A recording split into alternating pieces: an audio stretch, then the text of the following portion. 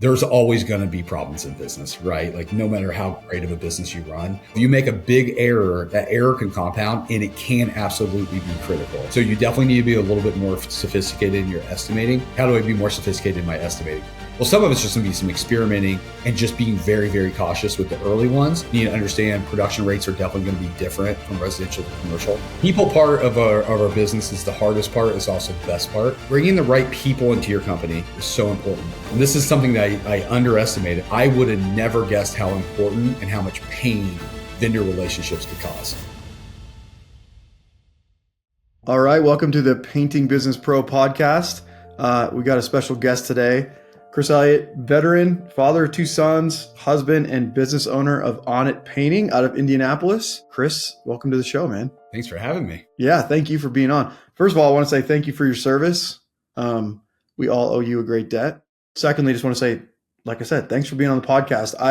For the listeners, just some context, I met Chris like 6 months ago at PCA commercial event in Arizona.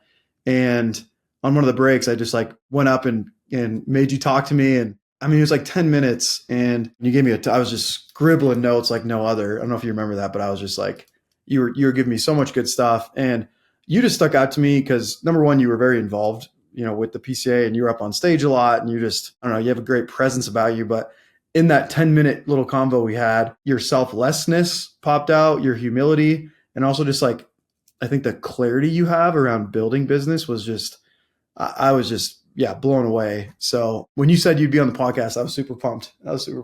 Man. I appreciate the kind words. And it was really appreciated our conversation and was super excited to get to know you as well. So yeah, awesome. Thanks so much. Thank you. You've had a lot of success with commercial painting. And so we want to, I have a lot of questions around that for you today. Do you want to maybe just for people who don't know you, just a quick intro, kind of history of you and how your company came to be and all that? Yeah, absolutely. Well, you touched on a lot. So I was, my career started in the military and then exited the military in 2006. And from there, I went into the fitness industry. So, typical path to painting, right? Military, fitness, I'd shared before we got going. I was a young man and went and chased money and found myself in a position where I had a very cool job and I was suit and tying it to work every day downtown Indianapolis and, making great money, but found myself very unhappy. So it was the first time I found myself not around a team of people that I enjoyed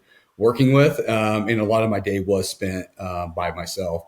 So it was kind of the first time I wasn't like leading teams or being a part of a team where there was like great culture, great camaraderie. So I was coaching youth football and met the president of a national painting contractor, and he invited me in and I joined that team, and that's how I found myself in the painting industry. I was with them for about 3 years, and it was a national role that required a fair amount of travel.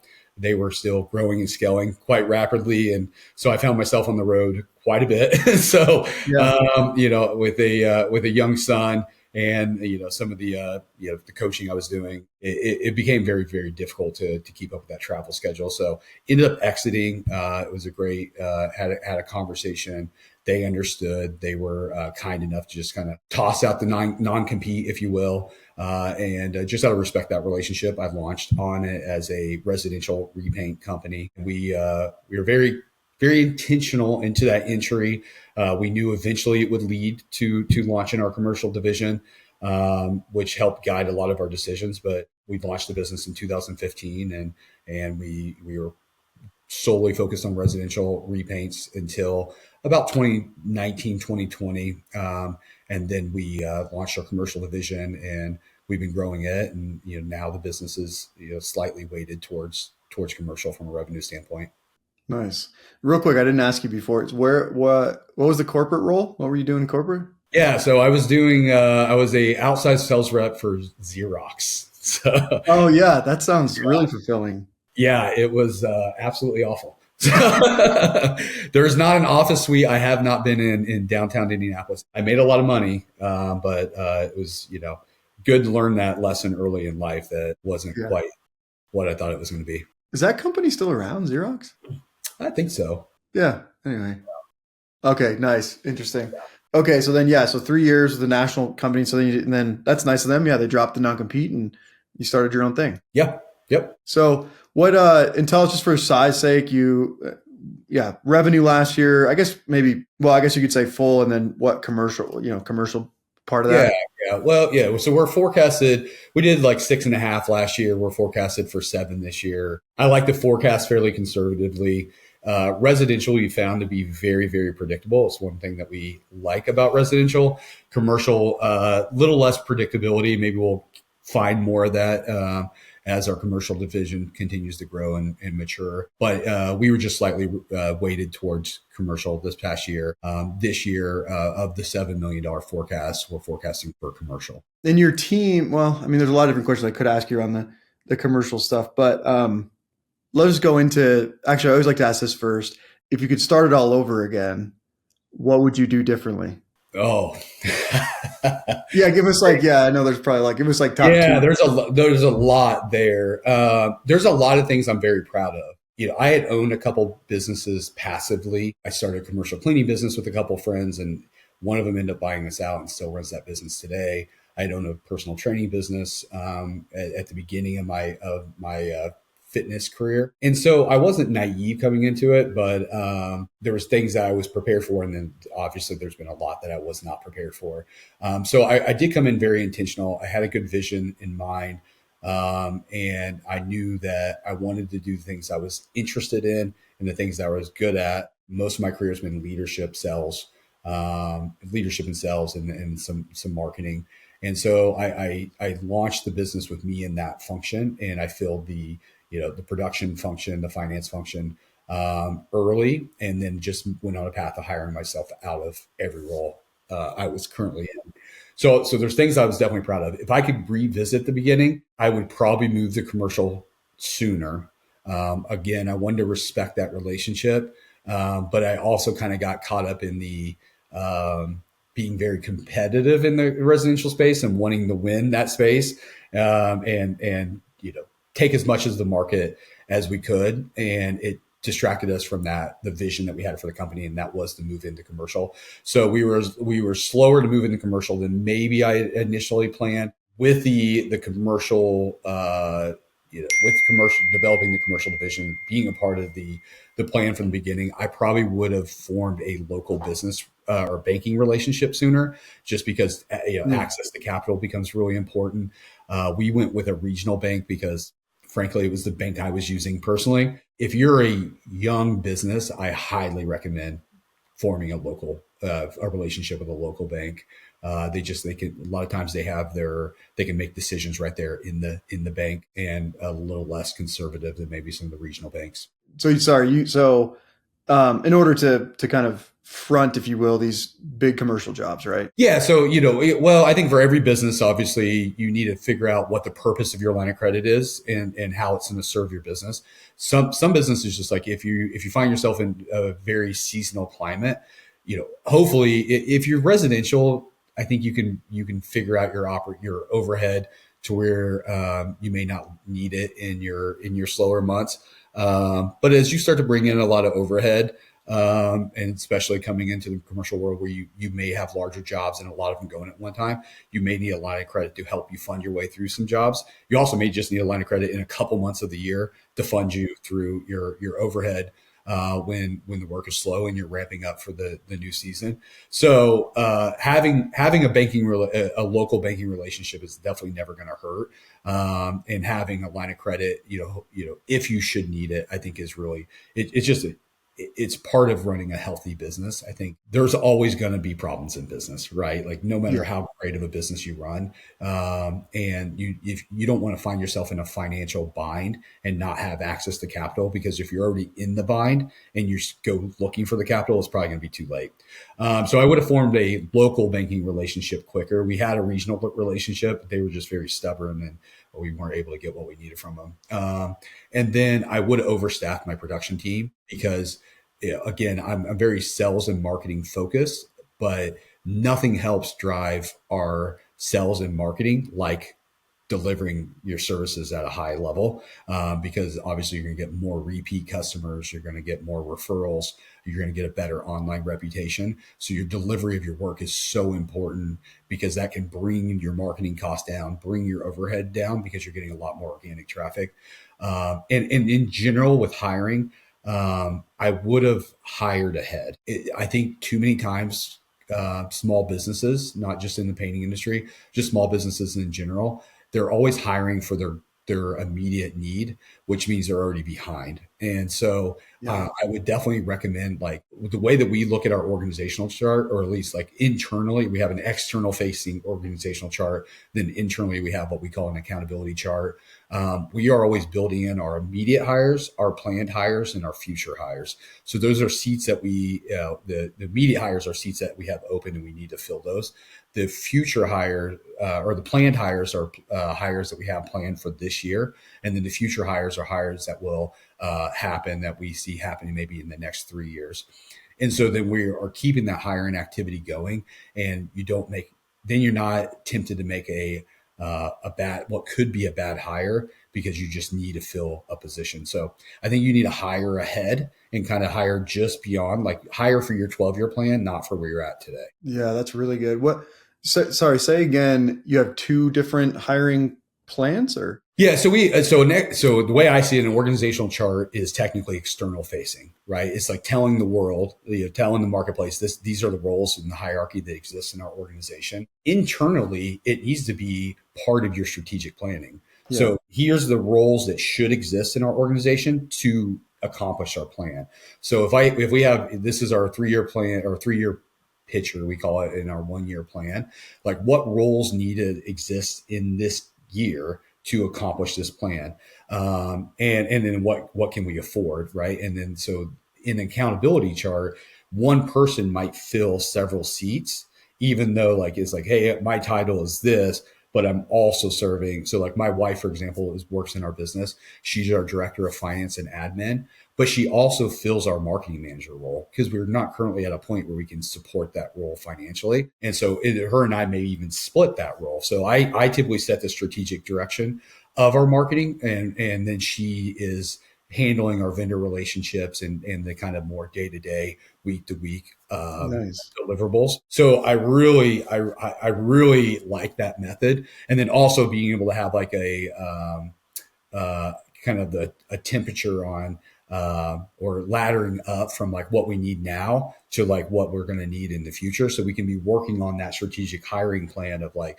okay, right now we need a residential sales rep because we have 50 appointments and we currently have the capacity to do 25. So we need that hire right now. We have a planned hire of a marketing associate so we can have somebody help us with some of those day-to-day marketing activities. So we know we have it in the budget and we know we need to make this hire. And so that's showing on that accountability chart, which it would never make sense to show that to the outside world. I like that. The accountability chart, I really like. I'm going to definitely steal that. I mean, because for us, I mean, the rate at which we're growing, there's always, maybe this is a problem, right? But there's more accountability than there are people. And people got to be wearing multiple hats. But then, and for the most part, our team is very selfless. I mean, I love our team, but it's just like, well, wait, is that my accountability or who is it? And if we had this accountability chart, at least the way I'm thinking of it is like, correct me if I'm wrong, but it can be like, okay, yeah, we need, it's no one's job, but this is an accountability that's not being fulfilled. Can 1 or 2 or 3 people take that on?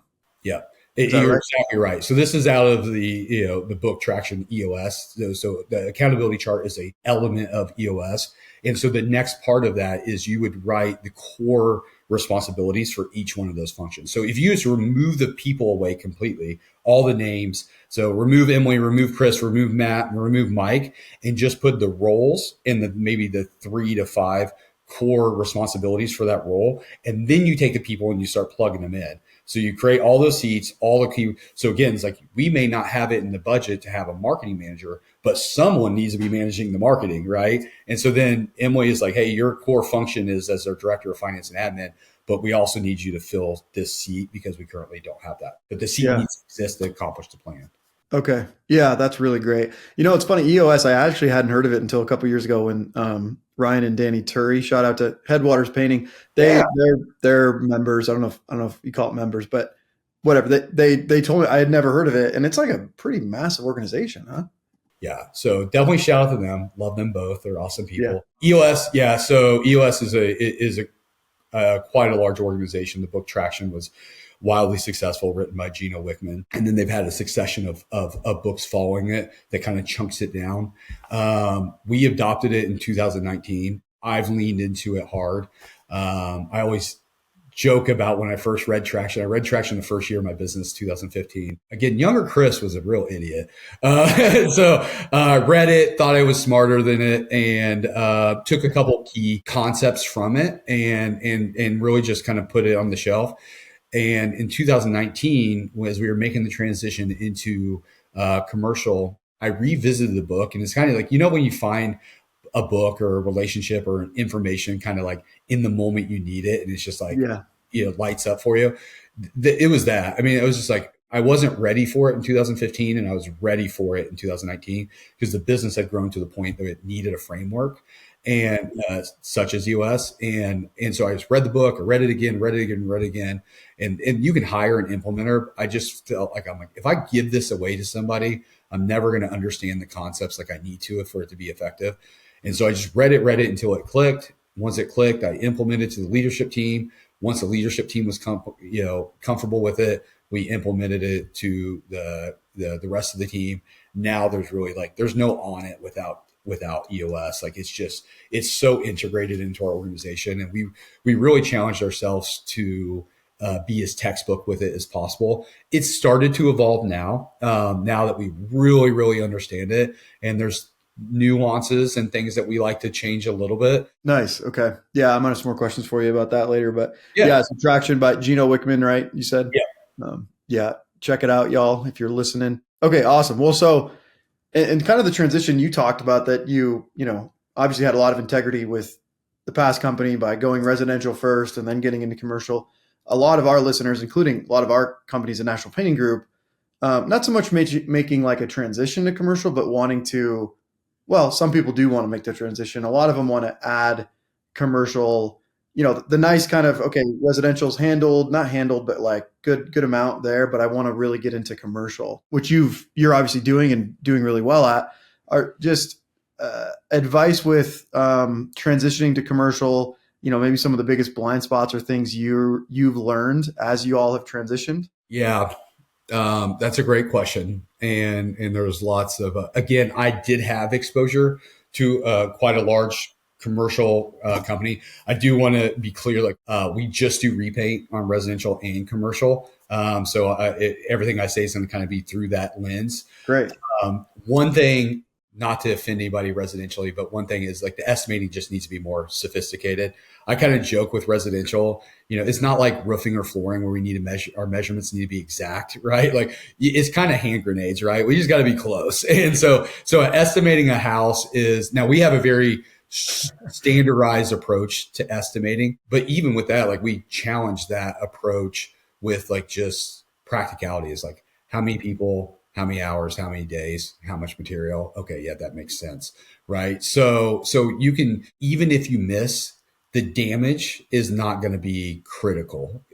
I mean, I guess it could be, but relatively, yeah, it's not going to be critical. With commercial, if we do a lot of multifamily CapEx stuff. And so if we go to do a full repaint on a 25 building apartment complex and say there's 5 different styles and we measure out each style, let's say the largest style, we'll call it style A, we get it wrong and we miss something big, it compounds, right? So the cool thing about commercial is a force multiplier. Instead of the average job size being 5,000, you can literally do we do $1,000 $1 million jobs, right? So you can get a lot more from your capacity of your team and the individuals on your team. So very cool, force multiplier. Also, your mistakes compound. So if you make a big error, that error can compound and it can absolutely be critical. So you definitely need to be a little bit more sophisticated in your estimating.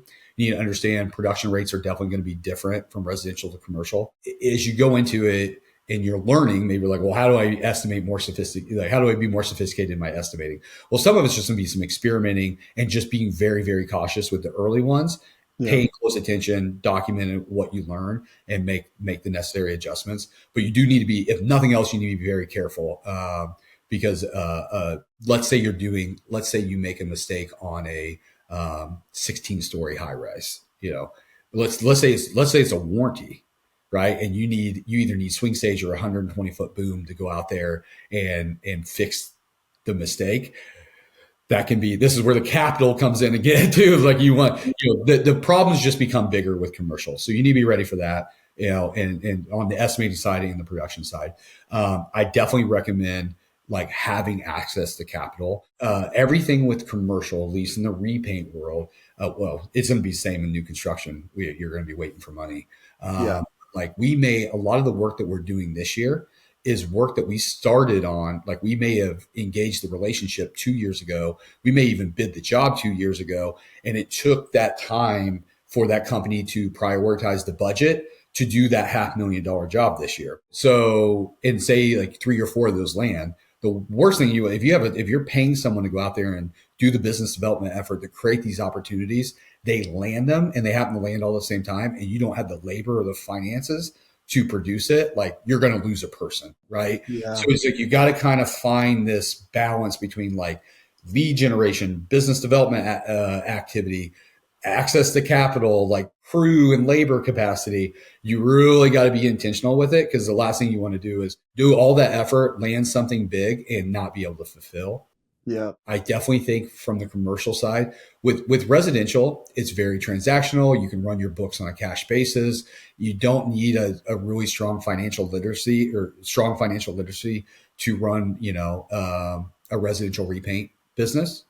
When you make that change, and you will need to move your books to an accrual basis, and you got to understand your work in progress. You got to understand your cash flow a lot better.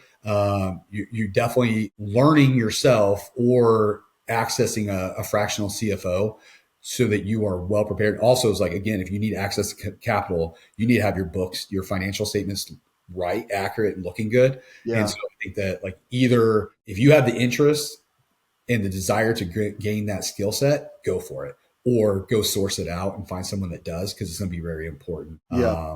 And then finally, I'd labor capacity. Like go ahead. Sorry. Labor capacity. Yeah. And so we run a full sub model, as far as we contract the labor, the painting, but you need to be able to have it, depending on where you go with your commercial business, multifamily, assisted living, HOA, condominiums, going to be very similar to residential, just a lot bigger. So you just need more of it. Maybe not much different from a technical skill standpoint. But if you go into, industrial or, just some different verticals that require a different skill set, you're going to need people who can do that. Again, like if you sell a high rise job and you have no one with experience on swing stage, you're going to find yourself in a tricky position. So you need to be intentional with who you're prospecting, so that when you land those jobs, that your labor aligns with the work that you're selling. Yeah, got it. Well, and so those are the big three. So estimating has to be more sophisticated, access to capital, and then labor capacity. Yeah, and I think the other one would be the financial literacy, or sourcing someone who, for the company who can kind of help you through that. The other thing, I think that is really, really important to understand, that residential can be and should be very, very predictable. If you learn how to generate leads for your business through your marketing effort, then you should be able to say you're going to spend 10% of your projected revenue, just for easy math. So if I want to do 3 million and I know how to make 300,000 become 3 million, then so I put 300,000 in my marketing machine. It's going to generate, let's call it 2,000 leads for me. And I know that 2,000 leads becomes 1,700 appointments. And I know 1,700 appointments becomes 900 jobs, and 900 jobs, by 4,000 average job size becomes whatever in revenue. It becomes very, very predictable if you know how to use your marketing dollars. Commercial is less predictable, and the timeline changes a lot. So you have to have a very consistent business development effort. It's also less marketing driven. We've tried many different ways to make digital marketing work for commercial. We haven't found a lot of success in it. We do have a lot of outreach efforts that we do, but really most of our work comes from relationships that we've gone out and created and nurtured, and taken from maybe a cold relationship and warmed it up. Okay, nice. Yeah, well, and I will just say, just for everyone who's transitioning and committed to getting more into commercial, we messed up big. So the first, the estimating has to be more sophisticated. We did a Kohl's. You'll get a kick out of this one. We did a mass. I mean, it must have been the biggest Kohl's like ever built. Like this was a huge building, and it was a repaint. So we were like, oh, this is going to be cake, and we bid it, and we're painting it, and we're like not getting. We're using ladders on this thing, like no lifts. This was like 8 years ago, but we're using ladders. Guy, the GC flies in, I think from Wisconsin, and he's like, this is the wrong color scheme. We're like, what are you talking about? He's like, yeah, there's 2 strips of yellow brick all the way around the building. And we had just painted this whole building like dark brown. So 3 coats later, we're finally, and he's like, he was laughing at us. He's like, you have like 20 ladders on this building. You need like 2 lifts. You can get it done in half the time. Dude, we ended up losing $37,000. Like, I'm talking, we got paid, I think it was 50. It cost us $87,000 to paint that building. Yeah. I mean, it was rough. I mean, I think I literally cried a couple times during that job. Yeah. So, and you're gonna have to be able to sustain those type of losses because they're gonna happen. I think scare people, but like you do. You just have to be the again, it's a force multiplier. We have a third of our team dedicated to commercial does more revenue than, so it's a lot more operations on the residential side. Again, there's things that we love. It's very, very predictable. It's profitable, but we can, Matt can go sell $1 million a month this month and still have time on his hand. And so it's what I've learned in personal training. I was like, I'm really good at sales. I sold myself a bunch of clients, but then I'm living at the gym because I have to fulfill all those sessions. And so it's similar with residential. It's like, there's only so many appointments a residential sales rep can do in a week. And so then like their cap is, their cap may be 1 point, depending on your market and their ability and your average job size. But let's say their cap is on the high side let's just say it's 2 million, right? A commercial rep can literally do that in a month. If they have a great month, they can literally do 2 million in a month. So, but then on the, there's 2 sides of every pancake. The other side of that pancake is also they can mess up massively, and your company can take an absolute massive loss because you either misestimated or you had something happen in production or a significant warranty. Yeah, exactly. Yeah, and just again for the listener, it's like not to scare you away, but do things the right way. Bid things the right way. I mean, we could have avoided that mistake. We were just cocky kids who were like, oh yeah, we got this figured out, and we missed a small thing that ended up being a massive thing. So just a point to that, and then access to capital. Oh, go ahead. Sorry. Our first multi-building property, it was an assisted living facility, $350,000 job, all brick.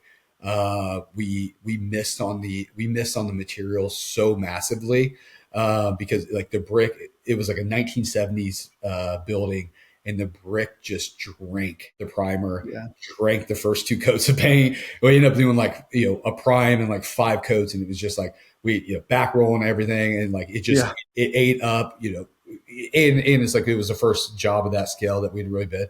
We ended up like making we made like, I don't know, 50,000, but we were anticipating making 150 or 200,000, it's like, it was like a real bummer, so it's just like, but you got to learn those lessons, just like, just like any business. So I think that's what's important is like, don't let it destroy. Like, okay, never doing that again. It's like that's just, you're going to have the battle scars. Stick with it. And then I will just say access to capital. We have a line of credit at Foothills. I mean, I think that's really important. And like you said, especially, I mean, you're in Indiana, I'm in Colorado.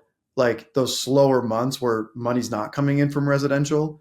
But then a lot of times it seems, and I'm going to ask you more about marketing, but we're getting a lot of requests for bids, and a lot of people we're actually starting an interior right now, but it's net 60. And so it kind of seems like it all happens at once. So having that access to a line of credit is a great idea, especially, I mean, as long as you have the financial literacy and you trust yourself to have a line of credit. So like, I mean, I do, but I know there's a lot of people out there where it's, be careful with that too. That's why you definitely you don't want to abuse it. And if you are going to use it, at moments to fund operations, then you need to be able to have a financial forecast and know that's coming back and you're gonna be able to pay that off, because you don't want to start using a line of credit as a term loan. You're not going to make your bank very happy, and you're end up cost yourself a lot of money. So I think that's where I it was intentional with the word relationship, having a banking relationship and having them understand your business and your business needs, and you understanding the financial function of your business is really important. So then they can understand what the need is. Is this to help us through a period of time every year, and help us ramp up for our season and spend what we need to spend in a critical point of the year? Or is this just to fund jobs? And then they can just put you on a borrowing base and you just borrow against your AR and it's collateralized, easy, right? And then you're not going to get yourself in trouble. The bank's not going to let you get in trouble. And so I think that's where having a relationship and making sure they understand your business and really understanding of what do I need this line of credit for, is important, because then you're not going to get yourself in trouble, and then also you're not going to upset the bank because you're not using it in the way that it was intended. That's good. I didn't actually know hiring against your AR. We don't really look at ours as a relationship with bankers. And I'm sure a lot of people, same thing. It's like, that's good advice. I'm taking that because ours is a straight up line of credit we've had for like 6 years, but not much of a relationship with our banker. And I think as we get more into commercial, which we're very committed to, we're going to need more than what we have. And so I really appreciate that advice. I'm not connected to all of our vendors, but the vendors that make the biggest impact on our business, I very committed to those relationships. Like, so Sherwin, like, I want to know my rep. I want to know my rep's boss. I want to know their boss, and I want to know their boss. And when they come to Indy, I want to make sure that we're having conversations. It's important for them to understand the strategic direction that we're taking the organization. Because if they're really going to be a partner and a vendor, that, a relationship that's going to help us achieve it, then they need to understand the direction we're going, much like your team. Same thing with our bank. And so, the banking relationship I stay very close with. Our Sherwin relationship I stay very close with. We spend a ton in digital marketing, and so that relationship I stay very close with. So, okay, yeah. So, good. Yeah, nice. Yeah, and by the way, for everybody, we with our Sherwin rep, it was like, we've all had let's just say good and bad experiences with Sherwin, or with any paint provider, and we used to be very like at odds, and like they were a necessary evil, and. Right. Just not the way to go. I mean, the last 5-6 years, we've very much been like, hey, this is a partnership. Like, let's actually they're still just human beings. It's not like this almighty Sherwin is. And so that's just to point out what you said. I mean, it's been we've gotten better service. Like they help us with more things. They're great people. Like it really is important to be, and you're going to be working with them. If you're going to run a painting business, you're going to be working with them for the next 30 years. So you should enjoy and try to get to know your rep, Yeah, for sure. The people part of our business is the hardest part. Is also the best part, and it is so critical. So bringing the right people into your company, as from a team standpoint, is so important. It also is important. This is something that I underestimated. I said there's things that I was proud of and things that I didn't anticipate. I would have never guessed how important and how much pain vendor relationships could cause. It's so important because there's such an important critical factor in your business. And so and then we have we're like our labor, like our relationships with our contractor partners is really important. So like we do what we call, or we do like an evaluation for our team. So we're evaluating them on a quarterly basis on, are they the right people for our company? Do they share our values? Do they understand what we're trying to accomplish as an organization? When we also rate them, are they the right fit for their position? So right seat is the position. Like, are they in the right seat or the organization? Are they the right fit to fulfill these responsibilities that we've assigned to them? And then they are the right person. Do they share our values? Do they understand our cultural virtues and align with them? Then we rate our crews. Like, are they good at the thing that we're hiring them for, the work? And then also, do we enjoy working with them? Right? Are they late every time? Do they have a bad attitude? Like, whatever.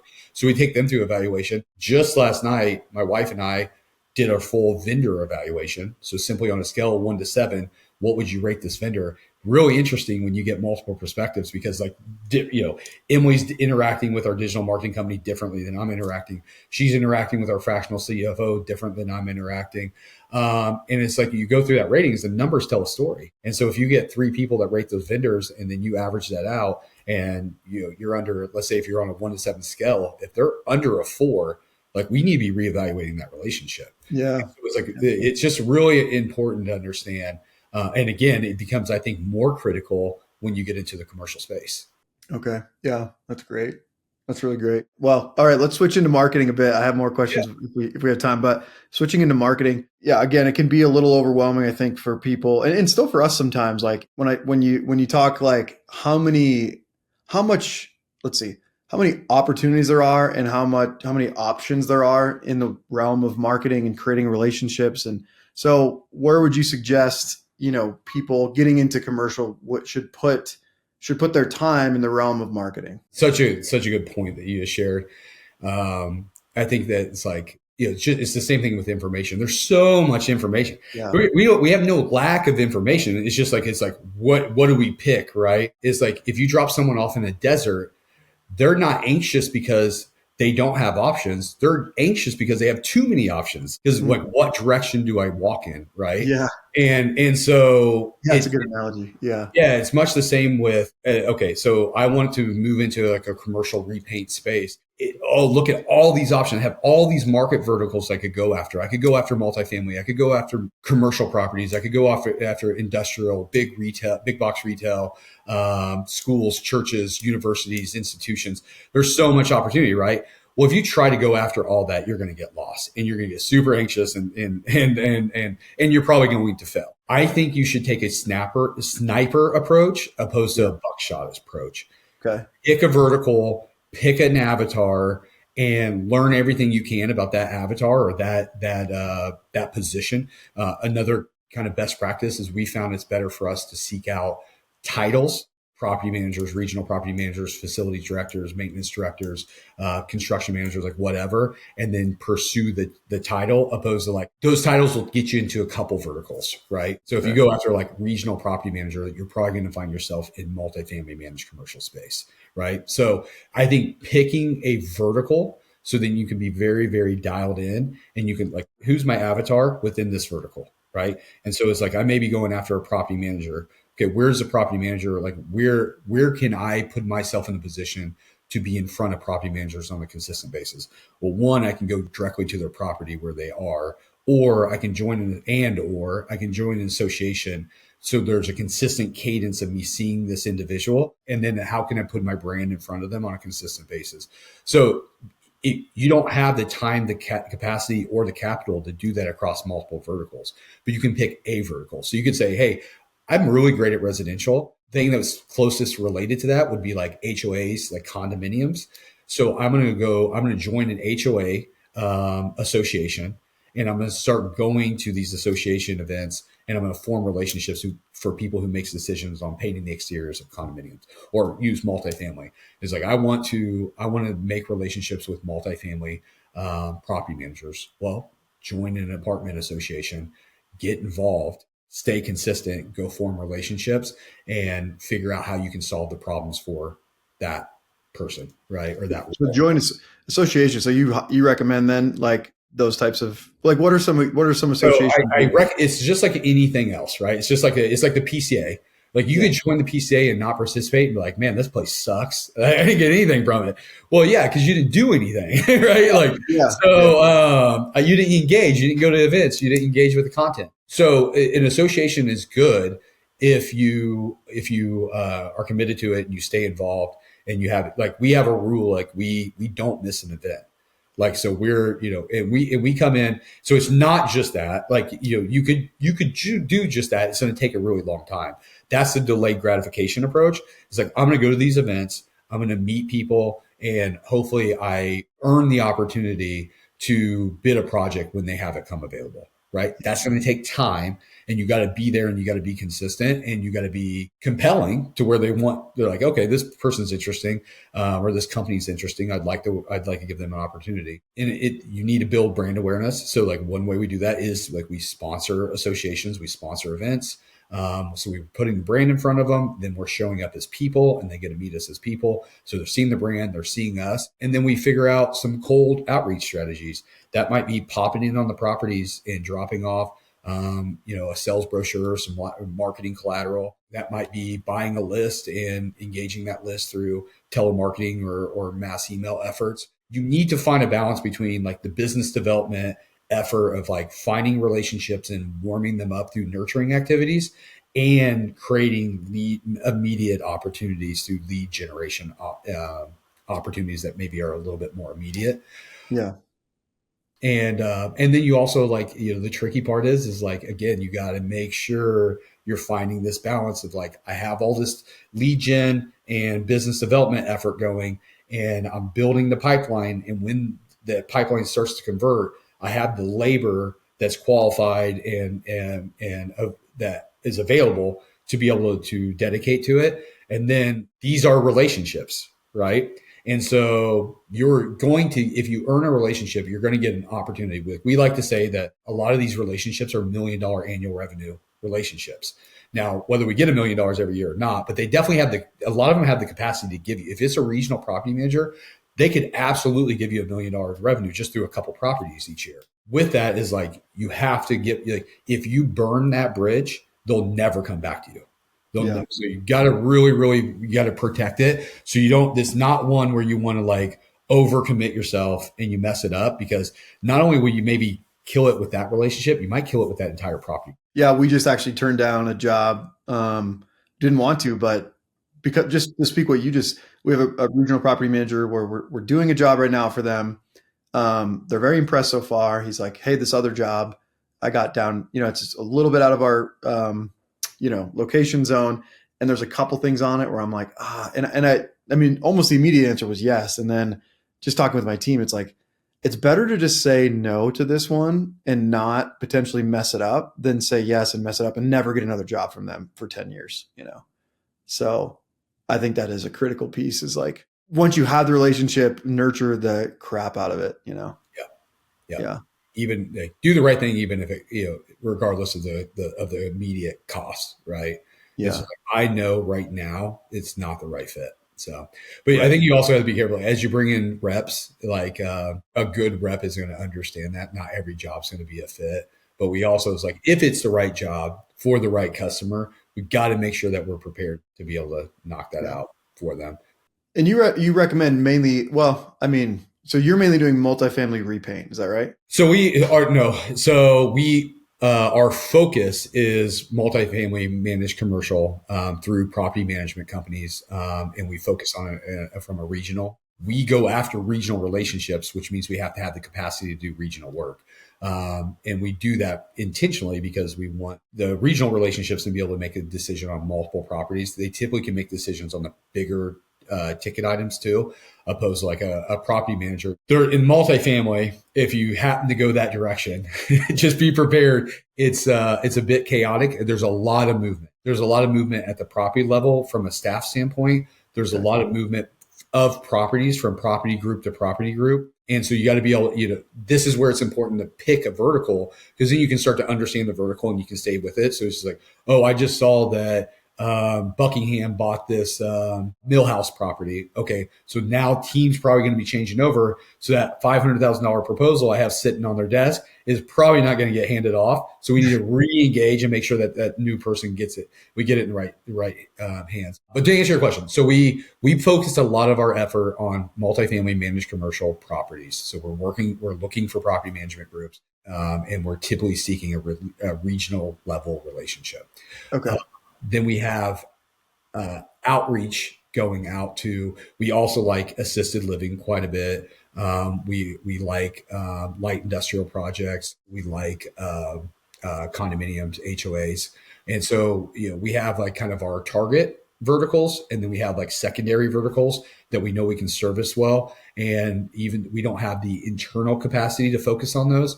And so we have an outreach effort going to where we are looking to get in front of the titles that exist within those verticals, so that we get opportunities that are coming in from those. And eventually we'll be able to, so Matt on our team is solely our multifamily sales rep. So Matt knows multifamily, he goes to all the multifamily events. A lot of the central Indiana multifamily property managers and regional managers know who he is. And so we want him to specialize in that vertical. as we build our commercial team, we will continue to build out verticals with specialists in them. At least that's the plan. Okay. Yeah.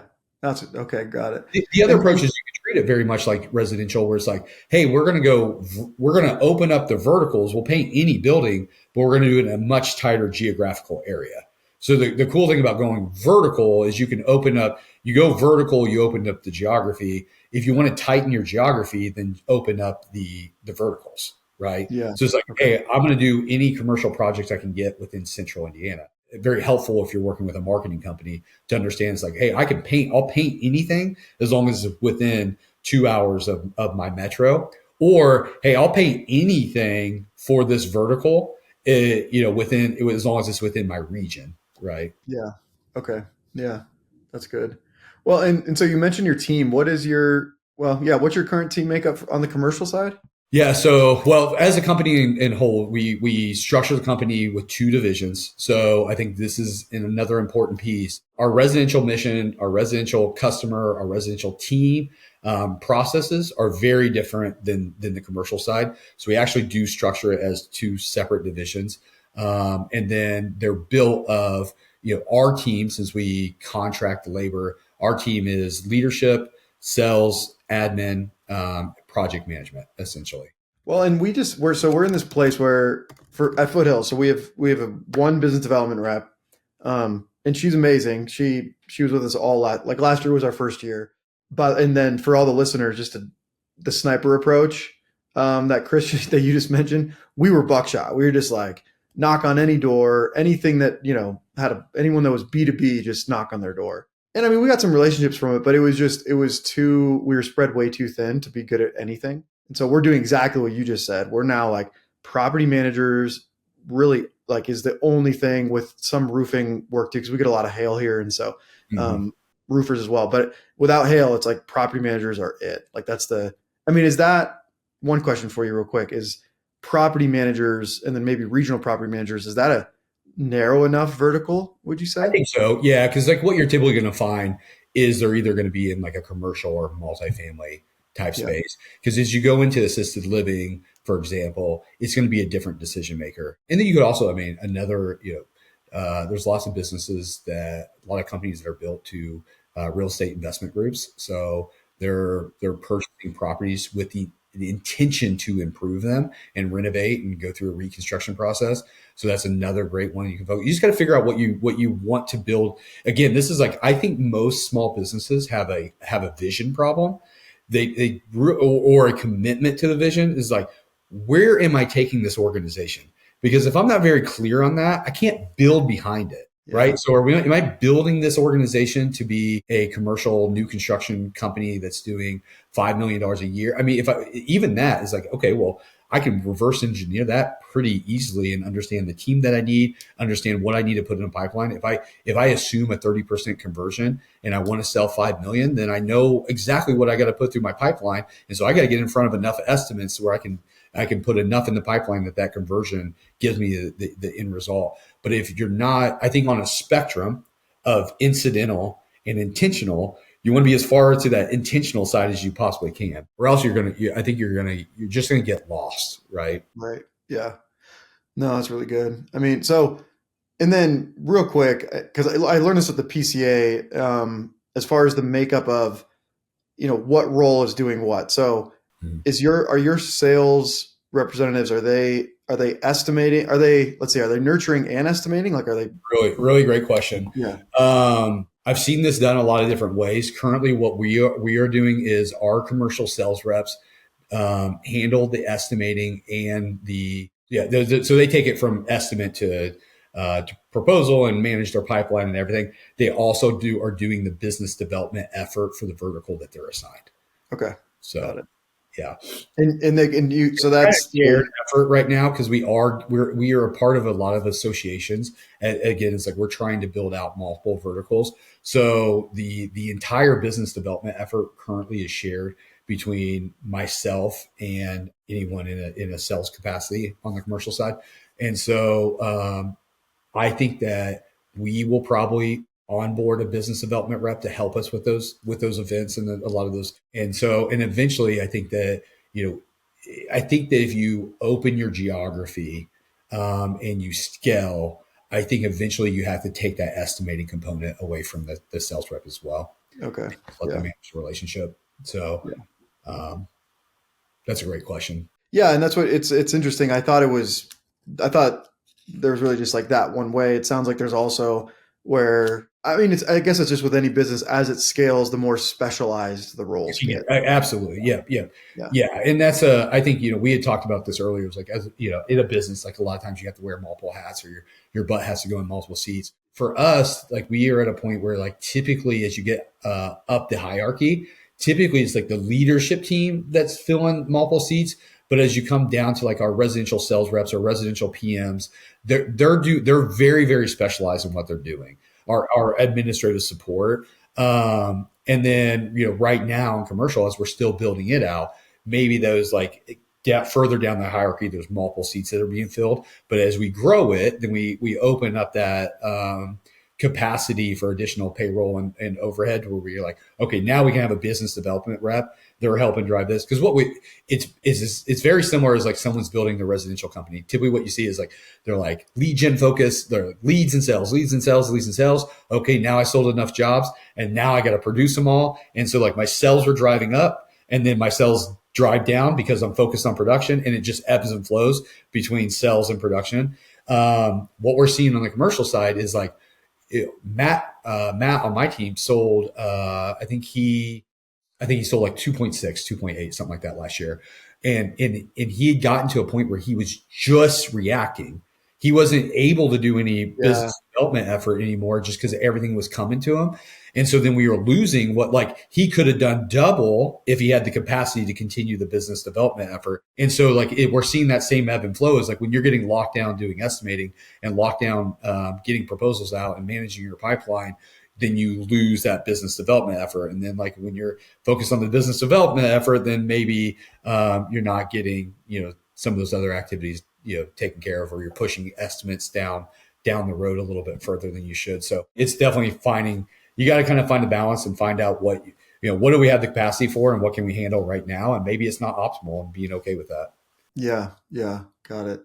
Um, hey, real quick, can you go over to a little bit? Yeah. Yeah. Okay. All right. Thanks. Sorry. I got You're to good. plan this longer. Hey, Matt's our guy. Matt, cut this part out. Um, so, I want to ask you, so you mentioned forecasting this ties back to what we were just talking about, but you mentioned you forecast, very conservatively. First of all, I applaud you for that. We used to not do that. Honestly, last year was the first year we forecasted the year's numbers in a responsible way. And imagine that it was like the least stressful year of our life. I mean, man, we used to, well, I won't go into it, but I know a lot of other business owners do that where they make this aspirational goal the forecasted, like budgeted number. And it's just, again, one of the biggest, no, I didn't say this, but it's one of the biggest mistakes we made back in the day as early as last year. So how do you even begin to forecast in the realm of commercial painting? Because you also mentioned how, sometimes it can be 2 years from the time you give a bid to the time they actually say yes to it. So how should we even begin to forecast? Yeah. So I enjoy the forecasting, the strategic planning quite a bit. I early on I decided that our approach would be that we were going to forecast conservatively based on what we actually thought was going to happen for a couple of reasons. One, it shows your team that you know what you're doing, right? That you look at if you can forecast accurately.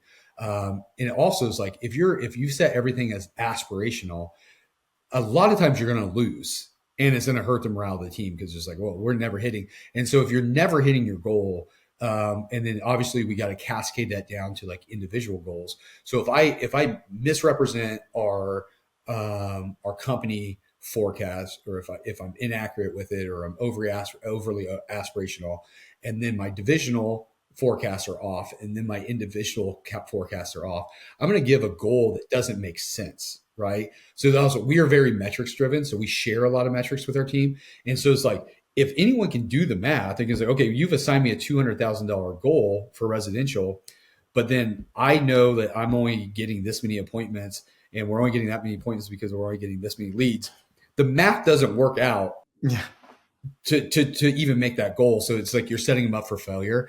And so we decided that we were going to forecast accurate. So to answer your question though, how do I go about it? So in our planning, in our annual planning, we always start by reviewing the previous year. And we do it in two ways. We do it with a lot of data. And so we have a lot of, like, we're using like historical data, and we put it in like a comparison fashion. And we look at like year over year, we look at quarter over quarter, we look at month over month. And the numbers tell us a story, right? And then we can always just go to our gut, like, right. So that's the data. Nick Slavic, good friend, he loves to say data versus feelings, and he's right there. Like, it's like the data tells a story, but then we also have our gut. And we like to ask our leadership teams, like, what do we feel what went well? What do we feel it didn't? Right. And so those are feelings, those are coming from our guts, but then the numbers are very, very logical. And you could get as granular with this as you want, but if you just keep it pretty high levels, like, I could look over year. It's like, what have we done the last 3 years in sales? What have we done the last 3 years in production? What was our profitability? Look at everyone's individual contributions. And I could just take the last 3 years or just previous years and add my growth factor and say, hey, I want to grow by 15%, or we are committed to growing by 15% every year. I could just simply take last year, add my growth factor, and then reverse engineer from there, set my budgets, set my marketing plan.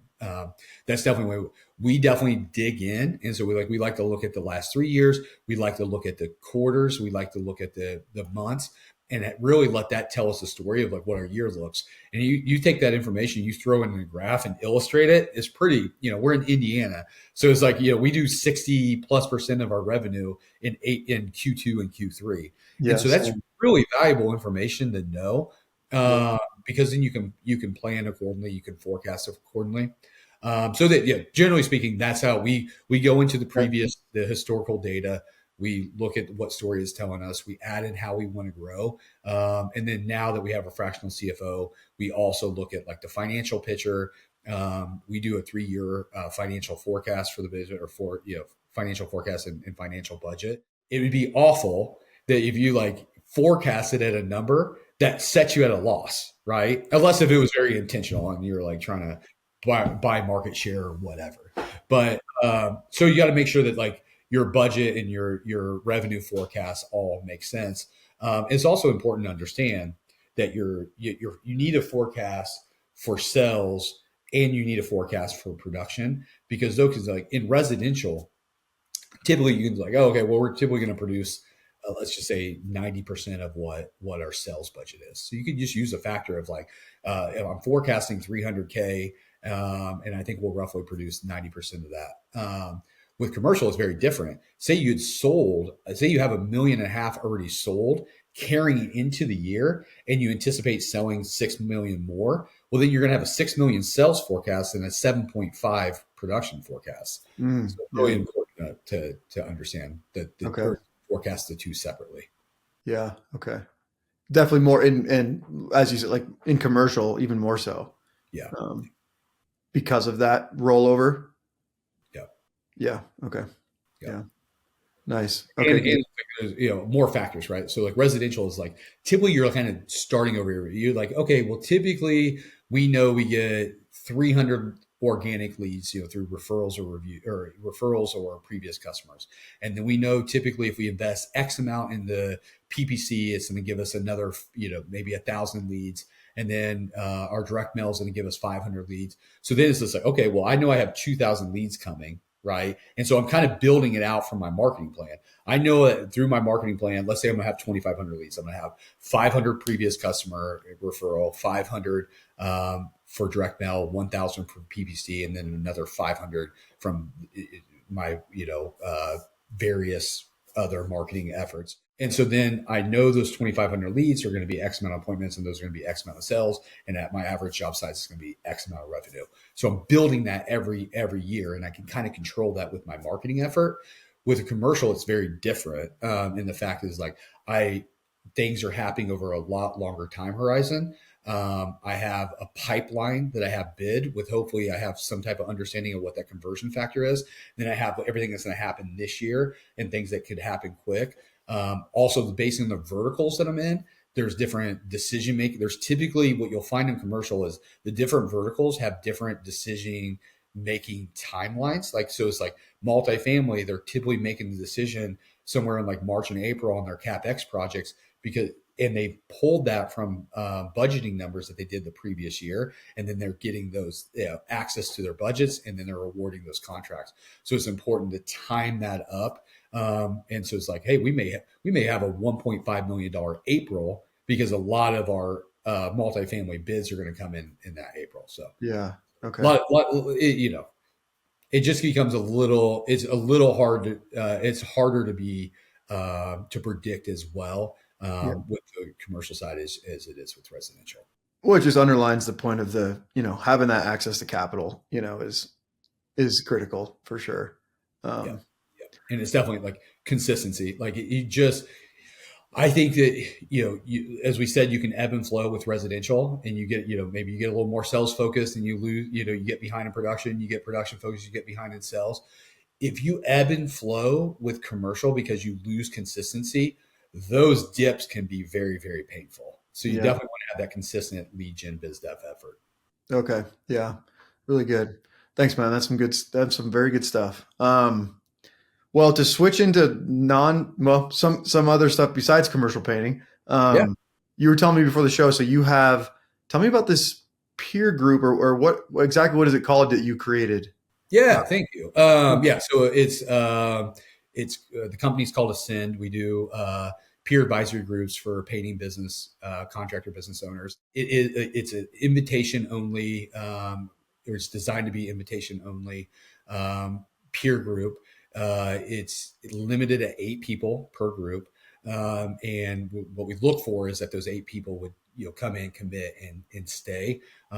We meet on a monthly basis. I facilitate the meeting. My wife Emily is in the business. She records the meeting. It's very intensive. It's very structured. We've integrated EOS a little bit into it, so we do ask that our members are providing annual goals, quarterly priorities. We're helping making sure that they're making traction towards that. But the group comes together and everyone gets, say you have 8 members and 6 are able to show up to that monthly event or that monthly meeting, they would get an hour dedicated on their business and that they're dedicated sessions in a very structured format. But I'm there to keep that thing on tracks, keep everybody engaged and make sure that we're following the meeting structure. But they're there to collaborate with each other and help each other through business issues, hold each other accountable to commitments that they're making to the group. We launched it. I coach my oldest son in football and wrestling for almost a decade. Coaching and teaching is just something I enjoy quite a bit. But I'm also running a painting company. So like coaching on an individual basis isn't something I have the capacity to do right now, but I did have a strong desire to contribute to others.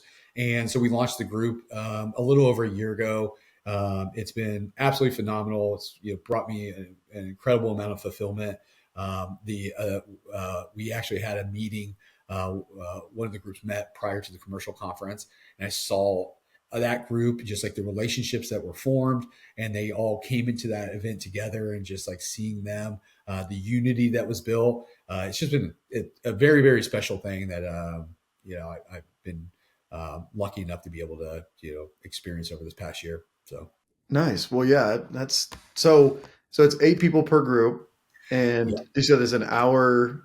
It's a 6-hour meeting Okay. once a month, and everybody gets, if it's 8 people, you may get a little shorter. You maybe have 45 minutes for your dedicated session.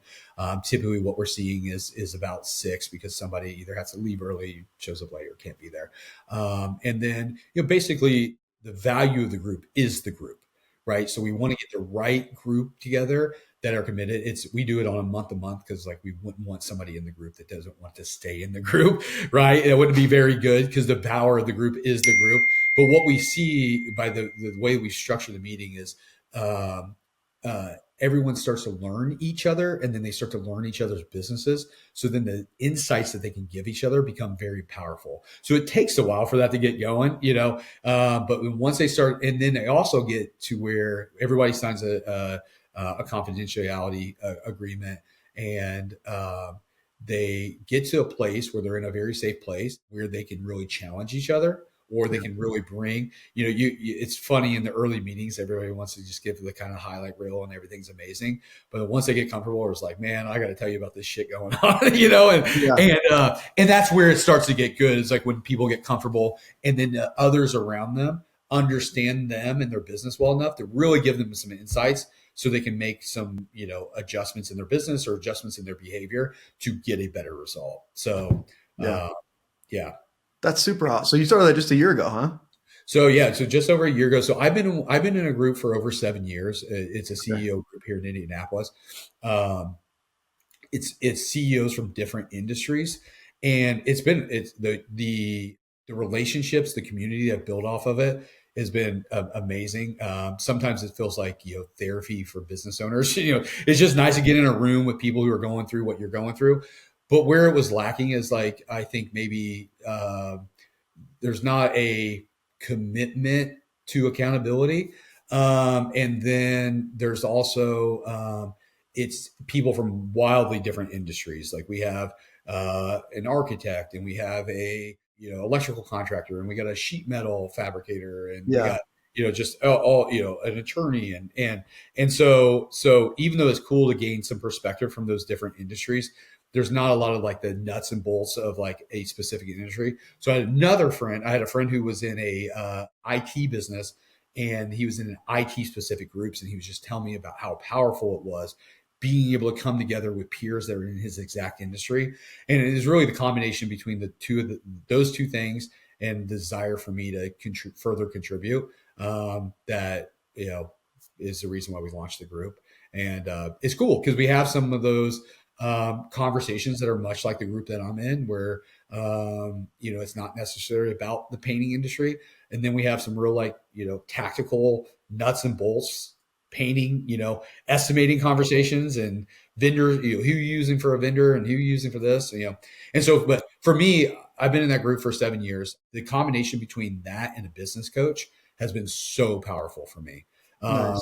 and I use them for different reasons, right? And that combo has really helped me grow as an individual, and it's helped our business grow and scale as an organization. I love it. I mean, I think you're really scratching an itch with it. Can be just be I mean, it can be lonely, being a single business owner. I think that's part of the power of the PCA. I mean, that's for National Painting Group. Like that's I'm talking to my business partners all day, every day. And it just can be really lonely when you're by yourself. And so I think it sounds like that's really what the itch, like I said, you're scratching with this group. Sure. You don't have to suffer alone. And sometimes it's like, you don't have to take the lump, or you'd mentioned earlier, gaining the scar. When if someone else has already taken that lump, and they can save you that pain, and you can learn the lesson without the pain, then it can save you time and can save you some heartache. So, yeah. Well, and the other thing it sounds like, I mean, because you have the groups like BNI and all those things, which are nice, but they're more about marketing. This is just painting companies where it's like there's no one trying to get anything from anyone else. It's just pure contribution. It sounds like. Absolutely. Yeah, and so we do it virtually 10 times a year, in person twice a year. It's painting contractors from across the country. So there's no one's in each other's markets, so they can feel comfortable to share best practices. And we also we're focused on people leading businesses of 2 million annual revenue and greater, kind of between maybe that 2 and 8 mark, as they're growing and scaling and building a team, and then their business is becoming more sophisticated, and they need a advisory, right? It's just like, I have this problem, or I have this decision, which I think that's as business owners, we have to make so many decisions, and some of them are very critical. And if it goes wrong, can be very expensive and very painful. Yeah. And so having some other perspectives to at least flesh out the idea that can be just very, very powerful in itself. And honestly, it's how I use my business coach. I use my business coach from like more as an advisory role than anything. It's like, hey, here's my most pressing business issue, or here's the decisions I have to make. Help me make it quickly so I can move past it. And so that's been really powerful for me. Nice. Yeah. Thanks for sharing that. And so for those listening, ascendpeergroup.com, and we'll link it in the, cool. the notes below. So that's very awesome. very limited capacity. So I don't want this to be like a marketing push towards it, but just more like something cool. Yeah. No, that's really cool though. All right. Last question for you. My wife and I are actually going to go to Indianapolis in a few months, to see her grandfather. What do you recommend doing in one day in Indianapolis? Well, what month? I think it's early June. Yeah. Okay. Well, very obvious answer is come join my wife and I on the boat. Okay. We live in a lake community, and it's absolutely beautiful that time of year. Otherwise, the Bottle Works district downtown. So the Bottle Works Hotel, very, very unique. I think they won Hotel of the Year, Boutique Hotel of the Year last year. Recommended to any of my friends coming into the area. It's gorgeous. They have high gloss, like they actually use like automotive. Yeah, so it's just really super cool bottle or a boutique hotel. But then the Bottle Works district, so it used to be the Coca-Cola factory in Indianapolis, and then they repurposed it, and so they have this like cool food hall right there next to the hotel, some great restaurants. Pins Mechanicals there for some activity. My wife and son absolutely love the living room movie theater. So they have movie theaters, like fully reclining chairs. They bring everything to you. They got a bar, like super cool. The whole area is very cool. And then that kind of leads into Mass Avenue, which is one of the kind of just like very cool, thriving districts of downtown Indianapolis. If you weren't hanging out with Chris Elliott on the boat, I'd probably send you to the Bottle Work district. We haven't booked our hotel yet, so I think that's where we'll go then. Yeah, dude, it's awesome. Very, very cool. It's very cool. Chris, thank you so much for being on, man. This was hugely valuable. Hopefully we can have you on again soon. Yeah, it's absolutely my pleasure. All right. Have a great one. Thanks, man. Hey guys, thanks for listening to the show. I hope you found it valuable. We make these episodes in the show for you, truly. So your feedback is super valuable to us, whether it's, things you liked, things you didn't like, what you want to see more of, what you want to see less of. Any feedback you can give us is going to be super helpful as we continue to evolve and improve the show over time. And if you want a copy of the Fast Growth Roadmap for Painting Contractors, which really simplifies the steps you take to building a business, we've got that resource for free for you. Just check the description or the bio where you're watching or listening to this episode, and you can just click and download that for free, and it should help give you a good roadmap for how to build and scale your business like the people that you're listening to on the show. So thanks for listening in. We'll see you soon.